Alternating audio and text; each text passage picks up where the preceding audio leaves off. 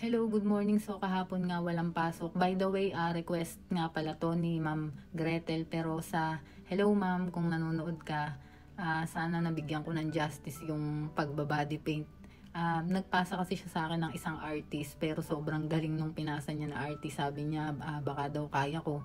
Ayan naman, ginawa ko naman sa abot ng makakaya. Sana nagustuhan mo to ma'am.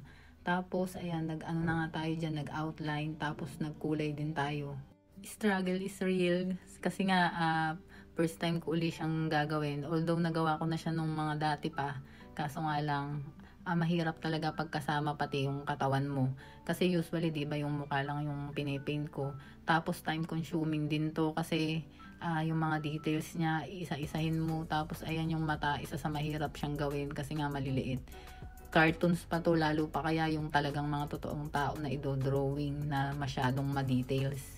So, yun nga, yung una kong ginawa dyan ay nag-outline. After nun, yung black at nag-details tayo at nagkulay uli. Nag-start na nga tayo na mag-makeup sa face. Bali, ang ginawa ko is nag-primer ako at nag-moisturizer. NARS foundation yung ginamit natin. Reminder po sa foundation na kinakailangan pumili tayo ng tamang shade, kung warm tone ba tayo or neutral, at meron ding cool undertone na tinatawag. Brow It 2-in-1 nga pala yung ginamit ko para sa kilay, at nag-primer din tayo para mas opaque yung eyeshadow na gagamitin natin. Shout out nga pala kay May. Yan kasi yung palagi kong ginagamit na eyeshadow. Always remember po na blending is the key at hindi pwede ang pwede na. Basta't hindi tayo na-satisfy, pwede po natin yung ulit-ulitin hanggang sa ma-perfect po natin. So, naglagay na ako ng contact lens at ng wig. Yung contact lens, pinalitan ko yan ng kulay green kasi hindi kita sa mata ko yung purple.